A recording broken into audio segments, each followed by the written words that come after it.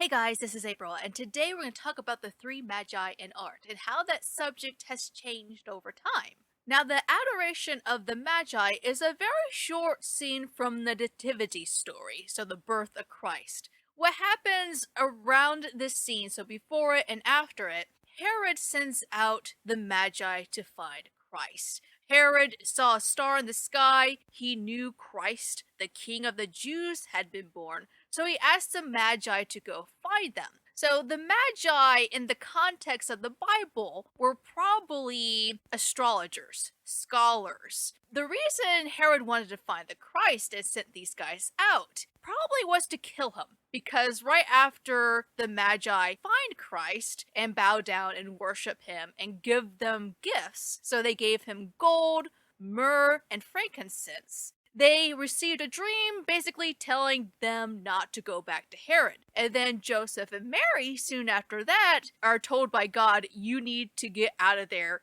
ASAP. You need to run away to Egypt because Herod is going to be searching for you to kill your child. So that is sort of the story of this scene. Now, when it comes to art history and this subject matter, we see the artists go away from the source material periodically. So these deviations from the Bible are inspired by legends that come afterwards. So technically in the Bible, these are described as wise men or magi, not as kings. And another variant is we never were told the number of the Magi, but because they were three gifts, there is the assumption that there were three Magi or three wise men there. Now, this subject became very popular in art, and there's a few reasons why I think this is the case. One reason was this subject, the adoration of the three Magi, became a great way for artists to show off their skill. Early versions of the three Magi are really plain and simple, but as time goes on, the subject becomes very complex.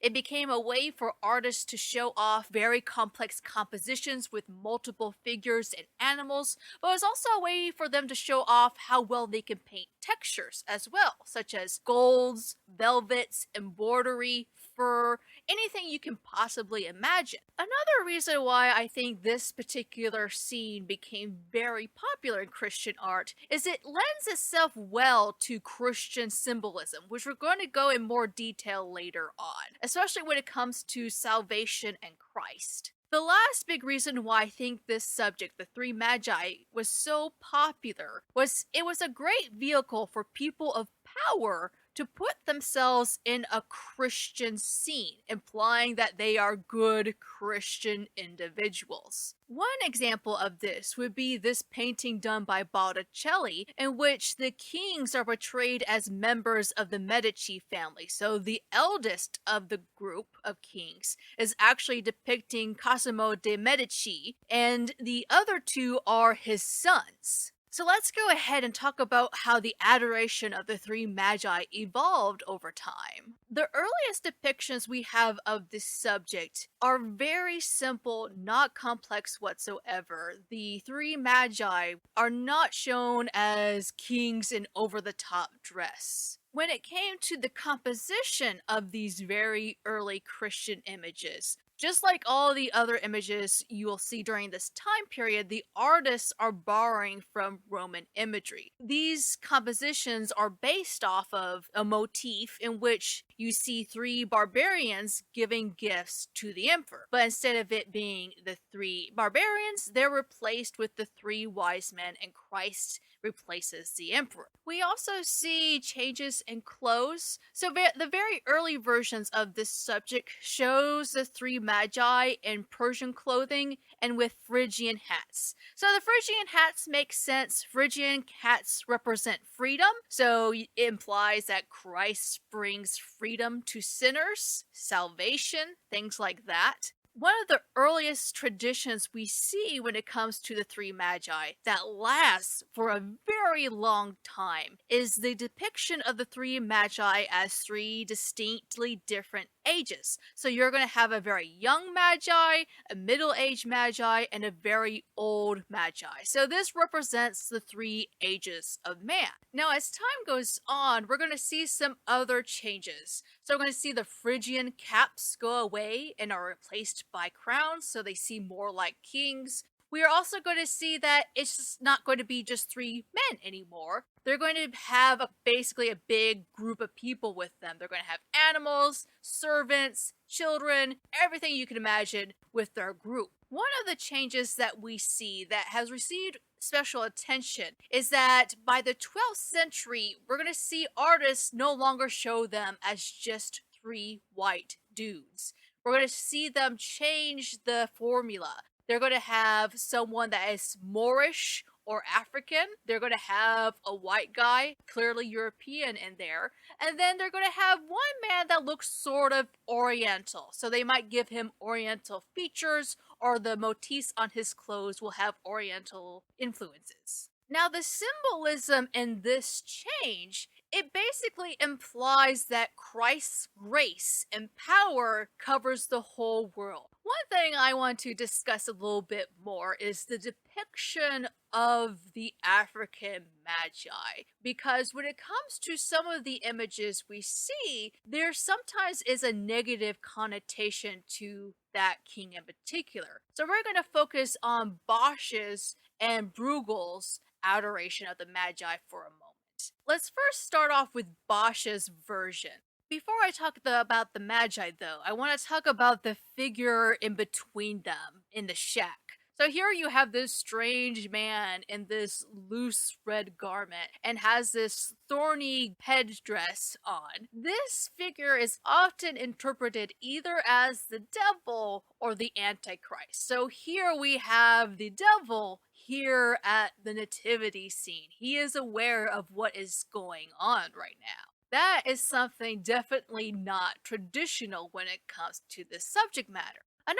thing that's not normal is when you look at the patterns and the ornamentation in the African's garments. There's a sign that he might have a questionable character. Even though he is dressed in pure white, around his collar you have thistles and thorns. When it comes to medieval symbolism, thistles and thorns are symbols of sin and evil. There are also a couple of sirens hidden in the embroidery of his garment, which sirens imply sin as well, lust, and beastly nature. One other negative symbol relating to the African king is if you look at his gift, there is a bird pecking a piece of fruit. So this implies lust as well. If you look at Bosch's Garden of Earthly Delights, where you have that big sensual party, what's in it? You have people and tons of birds and tons of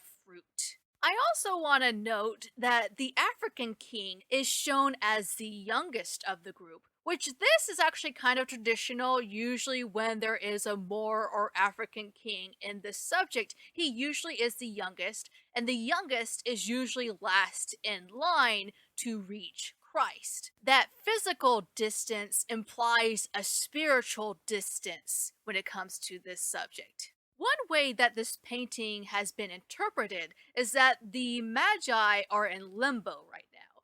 They have to make a decision. Are they going to live a pure life, or are they going to live a life according to sin? When it comes to the biblical narrative, this limbo kind of makes sense. This is before the three Magi have made their decision to not return to King Herod, who wants to kill Christ. So that tension between choosing a life of sin, siding with the devil, siding with Herod, or siding with Christ, that sort of makes sense with this very strange image. Now let's go ahead and talk about Bruegel's version of this subject as well. Once again, you have negative imagery within the three Magi. So when you look at the African, one of the most notable things is the Black King is not staring at Christ, he is looking away. So that implies that he's not focused on spirituality, on good things. Another negative symbol relating to the Black King is that his gift conveys lust. It has a snail shell with a monkey popping out from it. So the snail shell refers to Venus, potentially, and Venus, the goddess of love, that's how that kind of works. But the monkey, since the medieval ages, represents sin and folly as well. In Bruegel's version, though, the African king is not the only one that looks suspicious. The other two kings do as well. They have grotesque faces, which you sometimes see in Northern Renaissance art as being a sign of someone with questionable character. If you're ugly during this time period, that usually implies you're less spiritual than a beautiful person. Also, in the oldest king's clothes, you have negative symbols as well. You have sirens, you have centaurs, which are kind of like sirens as well. They symbolize lust, beastly mentality, sin, things like that. It's also been suggested that the black spots on the oldest king's fur, the ermine fur, actually represent scorpions, which are symbols of heresy, heretics, things of that nature. Unlike Bosch's version, in Bruegel's adoration of the three magi, it seems like the three kings have already made up their mind to follow a life of sin. One thing I want to cover, though, when it comes to the African or Moor magi is his depictions are not always negative. He's not always the youngest king. He's not always the one that's farthest away from Christ in the composition. It varies. Artists experimented with this subject matter. For example, in one of Rubens' versions of this subject, he did many adorations of the Magi. The person that's bowing down before Christ is actually not the eldest, which is traditional. It's actually the middle-aged man. One version done by Bassano has the youngest as a white European man who's the farthest away, and then the second farthest is the African or Moorish king. That said, many Christians during this time still believed that people with dark skin were naturally spiritually less pure than Caucasians, and also Moors or Muslims were considered evil by a lot of individuals. So that's all I have for you guys for the three magi. If you have any questions or comments, leave them down in the section below.